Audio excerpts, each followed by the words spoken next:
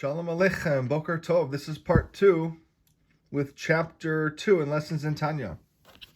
I will finish chapter 2 in this reading, and this is for the 26th of Kislev reading. So I will go back and begin here. The Kabbalists have agreed with him that God can be described as the knowledge, the knower, and the known, as stated in Pardes of Rabbi Moshe Cordovero. Even according to the Kabbalah of the Arizal, Rabbi Yitzchak Luria of blessed memory, Maimonides' statement stands.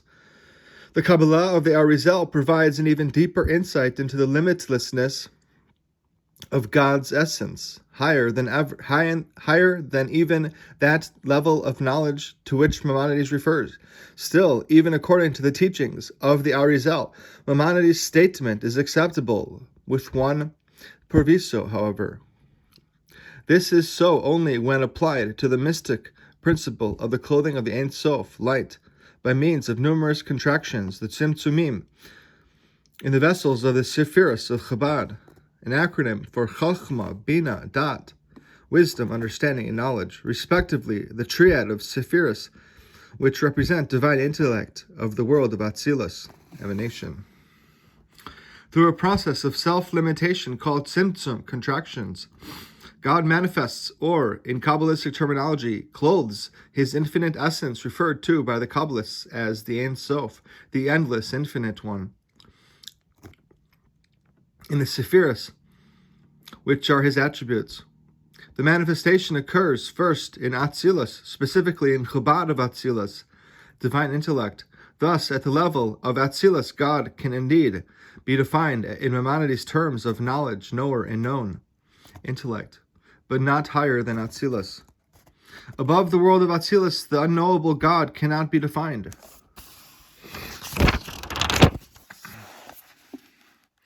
Accordingly, in terms of the Kabbalistic scale, Maimonides had nothing to say about God except from the world of Atzilus and down. As explained elsewhere, the Ein Sof, blessed be He, is infinitely exalted over and transcends the essence and level of Chabad. In fact, level of Chabad is regarded as being equally inferior as material action in relation to Him. Thus it is written, "You have made them all with wisdom. You have conceived them all with wisdom," would seem more appropriate. Conceiving, not making, is surely the proper function of God's wisdom. "You have made them all with wisdom" indicates, however, that to God, wisdom, the highest level within the worlds, is as lowly as Asiya, the world of action, the lowest level. The Alter Rebbe now addresses a difficulty arising from his previous statement that every soul emanates from divine wisdom.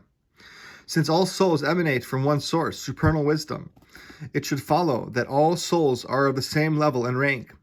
How then do the various levels and ranks found in Jewish souls come about? True, there are myriads of different gradations of souls, neshamot, rank upon rank, ad infinitum. For example, the souls of the patriarchs and of Moses, our teacher, are by far superior to the souls of our own generations, which belong to the period preceding the coming, the heels, the footsteps of the Messiah. For the latter souls are like the very souls of the feet in comparison with the brain and the head. Just as the life force found in the souls of the feet cannot possibly be compared to that found in the head and brain, so too can there be no comparison between the souls of these present generations and those souls here called the head and brain of earlier generations. Similarly, within each generation we find the same disparity among neshamot. There are those who are the heads, the leaders of the multitudes of Israel, so designated because their souls are in the category of head and brain in comparison with those of the masses and the ignorant. Likewise, there are similar distinctions between nefashot and nefashot, the soul levels of nefesh. For every soul consists of nefesh, ruach, and neshama. Just as the soul level of neshama varies from one Jew to another, so do the levels of ruach and nefesh. Thus, we see how manifold are the differences in the ranks of souls. Accordingly, we would expect similar variations in their divine sources. The greater the soul, the higher its source. Nevertheless, the root of every nefesh, ruach, and neshama, from the highest of all ranks to the lowest being those souls embodied within the simple folk and the most religiously irreverent people. All are derived, as it were, from the supreme mind, which is chachma, ila'at, supernal wisdom. In order to help us better understand why the levels of individual souls vary so widely despite their common source, the Alter Rebbe now returns to the analogy of a father and son used earlier to illustrate the description of Jews as God's children, who are derived from Chachma, Ila'ah, God's brain, as it were. An explanation in brief. In this analogy, the child's entire body is derived from a drop of semen originating in its father's brain. Yet, the many physical components which constitute the child's body are by no means uniform. They vary greatly from the brain, the highest component, to the nails of the feet, the lowest. These radical differences come about through the presence of the drop of semen in the mother's womb during the 9 months of gestation. It is this period of physical development that produces the differences between one organ and another. The more materialized a particular component of the drop becomes, the more it derives from its original state and becomes an entity with its own unique physical characteristics. We thus observe that, though all the organs share a common source, nevertheless, in the process of development, there arise differences as radical as that between brain and nails. Another matter evident from the analogy. Though the nails are the most insignificant part of the child's body, they are still bound and united with their first source, the father's brain. For like the other parts of the child's body, the nails too receive their nourishment and life from its brain, since the child's brain retains the essence of its source, the father's brain, and is thus constantly bound to its source. Even the nails are therefore bound up with their original source. The same is true regarding souls. All souls are derived from the same source and root, from Chachma Ila'ah, supernal wisdom. But the soul must descend therefrom through a multitude of worlds and levels before clothing itself in a physical body. It is this descent that creates changes in the soul's level and differences between one soul and another, for one soul is affected by this descent to a greater degree than another. The second aspect of the analogy, too, applies here. Although a soul may descend to the very lowest of levels, it is still bound up and unified with its original source in Chachma, Ila'ah, supernal wisdom. In the analogy, the nails remain bound to the father's brain through their unity with the son's brain. Similarly, these souls of the lowest level remain bound to their source in Chachma Ila'ah through their attachment to the souls of the righteous and the sages of the generation, from whom they receive their spiritual nourishment. Even when in this physical world, souls of a higher level, analogous to the child's brain, retain the spiritual level of their source, the level of head and brain, and through these souls, even the souls of lower levels remain bound and unified with their source within God. This briefly is what the Alter Rebbe goes on to explain. The manner of the soul's descent is analogous to a child who is derived from his father's brain. Even the nails of his feet come into existence from the very same drop of semen, which comes from the father's brain. How then were nails created from it? By being in the mother's womb for 9 months, descending degree by degree, changing continually until even the nails are formed from it. Though the child's organs all derive from the same source, the drop of semen which comes from the father's brain, yet they develop into entities as radically diverse as the brain and the nails. Furthermore, although the drop has been so altered as to become the substance of the child's nails, yet it is still bound and united in a wondrous and mighty unity with its original essence and being, namely the drop of semen as it came from the father's brain. Even now, in the son, the nails receive their nourishment and life from the brain that is in his head. The nails derive their life from the child's brain, which in turn retains the substance of its source, the brain of the father. Thus the nails too are bound up, through the brain of the son, with the father's brain. Evidence is now brought that the nails remain bound to the father's brain. As is written in the Gemara, Nida, from the white of the father's drop of semen are formed the veins, the bones, and the nails of the child. According to the Kabbalah, too, there is a connection between the nails and the brain, as shall be presently stated. In Eitz Chaim Shar Hachshmal, it is likewise stated in connection with the esoteric principle of Adam's garments in the Garden of Eden, that the garments were of nails derived from the cognitive faculty of the brain. Exactly so, as it were, is the case with regard to every nefesh, ruach, and neshama in the community of Israel on high.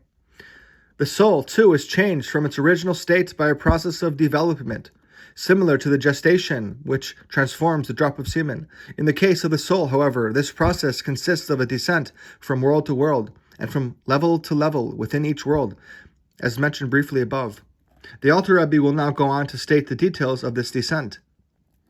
Specifically, the soul passes through 4 spiritual worlds in its descent from supernal wisdom to the human body. These worlds, or stages, in the creative process are in descending order: Atzilus, the world of emanation; Beria, the world of creation; Yetzira, the world of formation; and Asiya, the world of action. They are written acrostically, pronounced Abia. The function and significance of these worlds will be clarified further in the Tanya. For the moment, a brief explanation will suffice. Atzilus, which is emanation, is a world where the Ein Sof light radiates, so that Atzilus is, in effect, godliness itself transplanted, so to speak, to a lower level. This takes place by means of tzimtzum, contractions. For this reason, Atzilus is still united with its source, the Ein Sof. These 2 characteristics of Atzilus are indicated in its very name. The word Atzilut, is etymologically related to 2 roots. A, the verb, meaning to delegate, as in the verse, I, God, shall delegate something of your Moses' spirit, and place it upon them, the 70 elders. The verse is saying then that the spirit of prophecy possessed by the 70 elders was merely an extension of Moses' spirit, not something new and separate from him. Similarly, the properties of Atzilus are extensions on a lower level of the Ein Sof. B. Atzilus is also related to the word Etzel, meaning near, thus indicating the unity of Atzilus with its source. The world of Beria, creation, as its name implies, is a creation, not divinity itself. It is the first creation to come about in a manner of yesh me'ayin, creatio ex nihilo, from nothingness, created something from nothing. There comes about a yesh, a definite state of existence. Beria, however, represents merely the passage of our non-existence.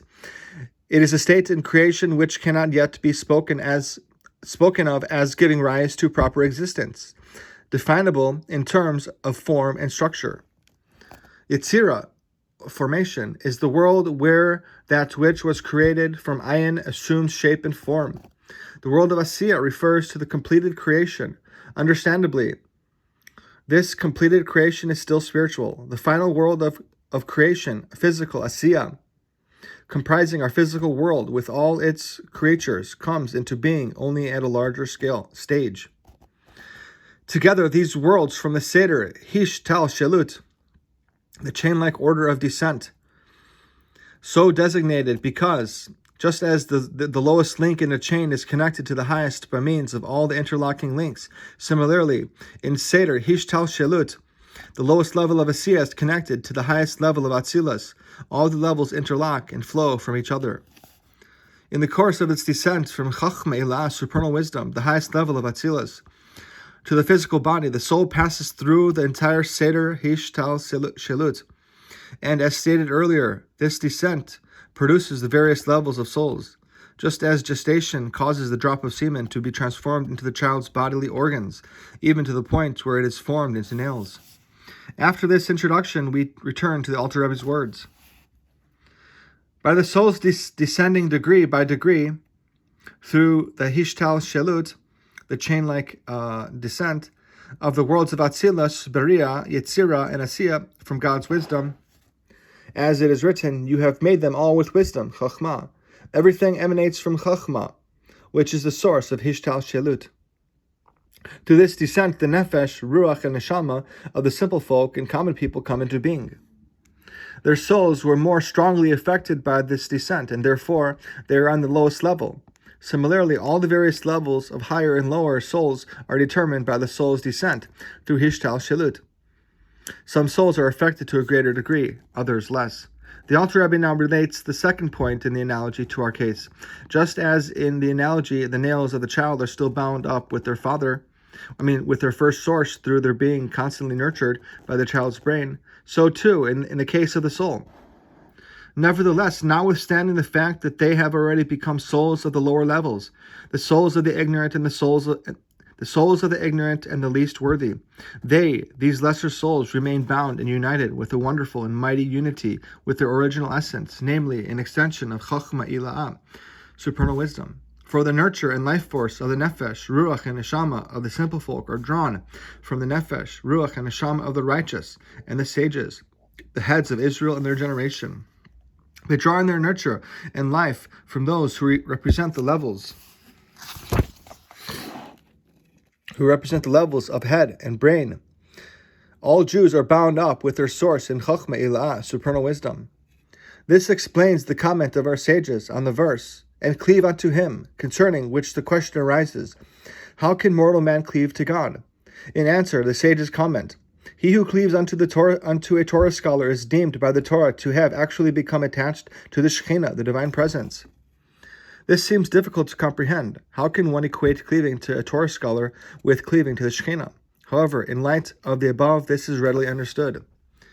For through attachment to the scholar, the Nefesh, Ruach, and Neshama of the ignorant are bound up and united with their original essence and the root in supernal wisdom, and thereby with God himself, since he and his wisdom are one, and he is the knowledge. As for those who willfully sin and rebel against the Torah sages, how do they receive their spiritual nurture and life? Spiritual life and nurture flow only where there is a desire to nurture and give life. In answer to this, the text continues.